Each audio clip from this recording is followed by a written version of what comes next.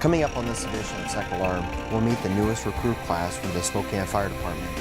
We'll also find out about the newest Spokane Fire Department station, Station 6. And we'll climb with Spokane firefighters as they honor those lost on September 11th. Those stories and more coming up on this edition of Second Alarm.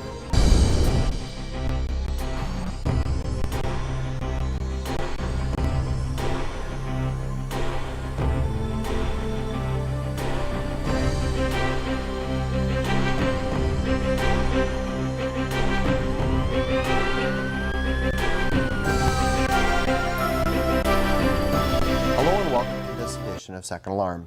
I'm Assistant Chief Brian Schaefer. On January 1st, 2012, the Spokane Fire Department will begin service to the new part of the city of Spokane. Station 6, located on the West Plains, will serve the 10 square mile annexation area. Fire Chief Bobby Williams has more on the new station and the annexation. Well, this is the largest annexation that the city of Spokane has conducted in a number of years, and it's the biggest addition that the city has had land-wise. So in preparation for that, we had to look at how we would provide service to that area. The area is currently served by Fire District 10 out on the West Plains.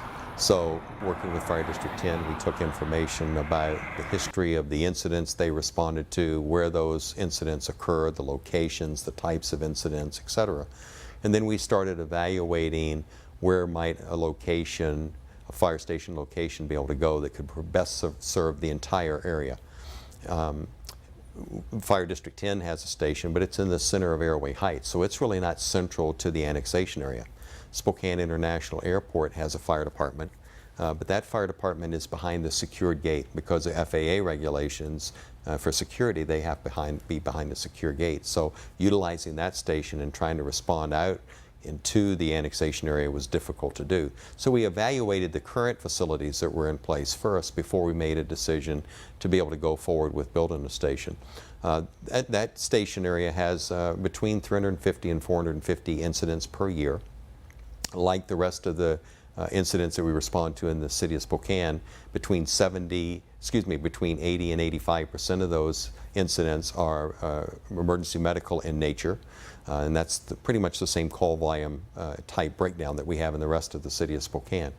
So while we would have preferred to have more personnel out there because it's a distance away from the base of the city, and would have liked to have had 4 personnel per shift, it was just not something that the city could afford to do at this point. So like the rest of our engine companies in the city, it will be staffed with 3 people per shift. We work across a 4 platoon system, so that means in order to staff that station 24/7, 365, we need to have 12 personnel.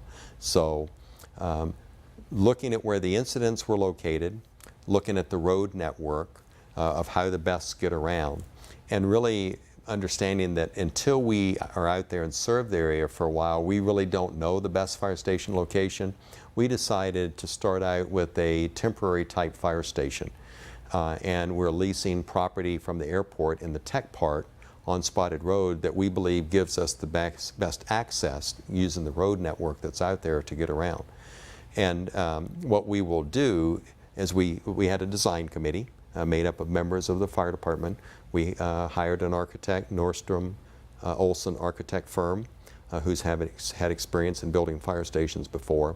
And they worked with the station design committee to look at, could we build this so if we find 3 years from now, 5 years from now, it is in the right location, that we can use as much of the temporary facility that we're constructing now to be the basis for a larger fire station down the road. So we had purchased about a year ago a modular building from the Valley Fire Department. The Valley Fire Department had a similar circumstance in which they purchased property. They wanted to make sure that the station was in the right location, etc. So they put the modular home and constructed an apparatus bay building, very similar to what we're doing on the West Plains, and they operated out of that for a number of years until they were ready to build a permanent station. And that's what we will do on the West Plains. We bought that modular home from the Valley when they were done. We stored it at our training center until we were ready for the construction. Our design committee worked with the architects. They designed the building. We went out for bids, and Gino Construction of the Coeur d'Alene area was a successful bidder. So the contract was awarded to Gino Construction for about $930,000. And for that amount, they are preparing the site. We relocated the modular home to a foundation once the foundation was built, and that will be attached by a walkway, about a 10-foot walkway, to the apparatus bay. And then in the apparatus bay, the plans are to have an engine company there, as well as a brush unit. And the 3 personnel that are assigned to that station will staff both of those units, depending on the type of call that comes in. So we believe it's a good investment for the taxpayers. We really tried to consider how we could best use this facility both in the short term on a temporary basis and if it's the right location in the long term. If it is the right location in the long term, then we are building and placing the modular home and such that we could build around the apparatus bay and complete the station with minimal disruption to our operating out of that station. So we've tried to take all of those things into consideration, and working now, of course, to get the station finalized, the construction prior to the end of November, 1st of December, so we can get things moved in and the personnel ready to start occupying it. To help staff the station, the City of Spokane Fire Department currently has hired 13 new fire recruits. Lieutenant Darcy Frazier has more on the Recruit Academy and what it takes to be a Spokane firefighter.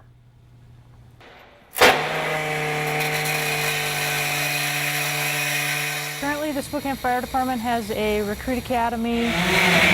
Brand new firefighters going through a 13-week academy. It comprises where we teach them about fire, we teach them about search and rescue, we teach them about extrication, along with EMS, EMT, and paramedic classes. We teach them basically how to handle any call that's going to happen in their career. Go ahead and just let go of everything. Put your hands out to your side, away from the rope. See that? It's physically challenging, it's mentally challenging. They have long days and a lot of studying on the weekends. Good job, Gabe. Juice it. And then we have the Spokane Firefighter Combat Challenge, where they have to carry a hose pack up to the 5th story. They get up there, they've got to raise another hose pack up to that 5th story, then go downstairs and drive a force machine, and then they've got to pull a charged lead 100 feet, spray water, and run back and carry a 185-pound dummy, all within 7 minutes. Safety is our #1 goal. We want to make sure that their foundation of firefighting is based off of safety in everything they do, from their EMS calls to the fire calls to our special technical rescue, hazmat, any of that. We want to make sure that they go home the same way that they started their shift, safe and healthy. This year marks the 10th anniversary of the September 11th terrorist attacks. Firefighters from around the Pacific Northwest gathered in Spokane at the Bank of America Center to honor those 343 firefighters who were lost. We have the sights and sounds from that day.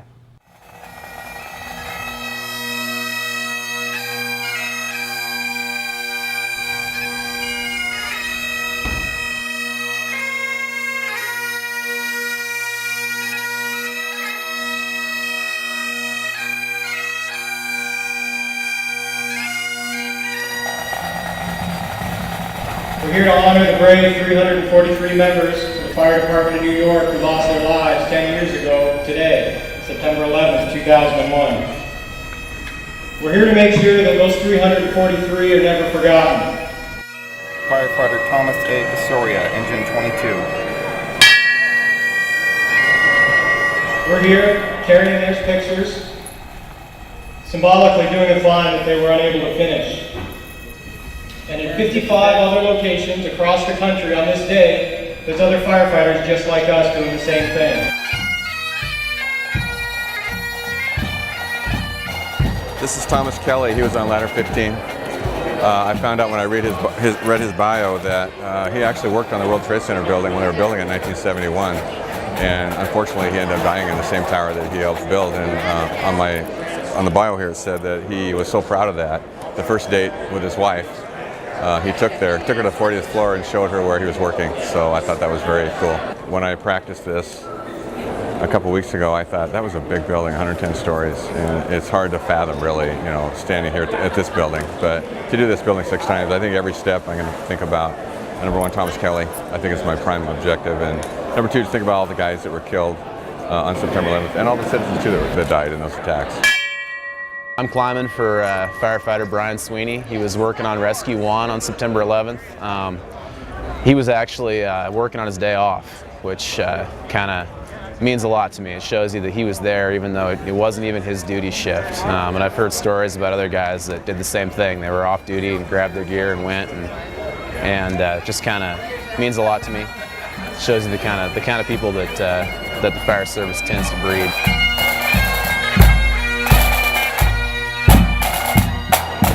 No, but I'm proud to say that my son was just hired by the fire department last Tuesday, and he's also here representing New York firefighter there too. So I'm very proud of him because he's has chosen a career like his father did to serve the public and to help people, and I'm very proud of him.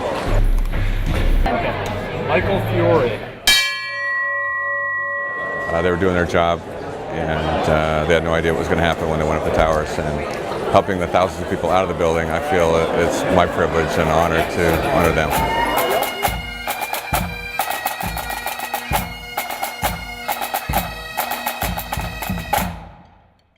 As the events at the World Trade Center showed us, evacuations of high-rise buildings can pose significant challenges for firefighters.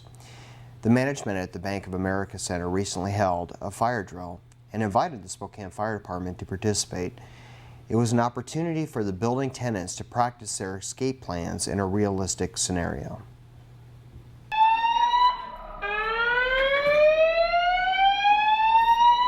May I have your attention?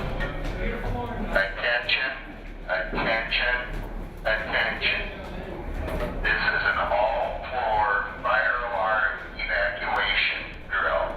Every year we do an annual full building fire drill, and what that entails is we have about 850 occupants in the building, and we want to make sure they're able to get out in the event of an actual fire emergency.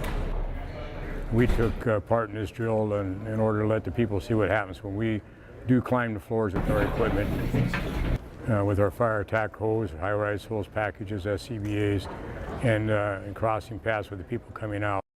When the fire department shows up in an actual emergency, things are going to happen differently than they do without any participation from the fire department, in that the stairwells obviously get a little more use when the fire department's here trying to get up when we're trying to get out. And I think the occupants value that.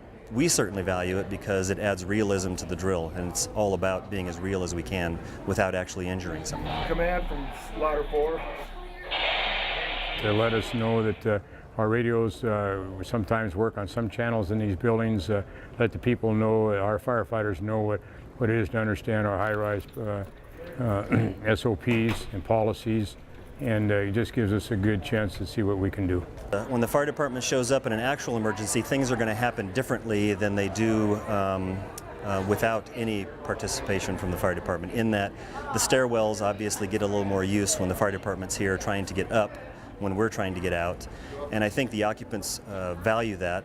We certainly value it because it adds realism to the drill, and it's all about being as real as we can without actually injuring someone.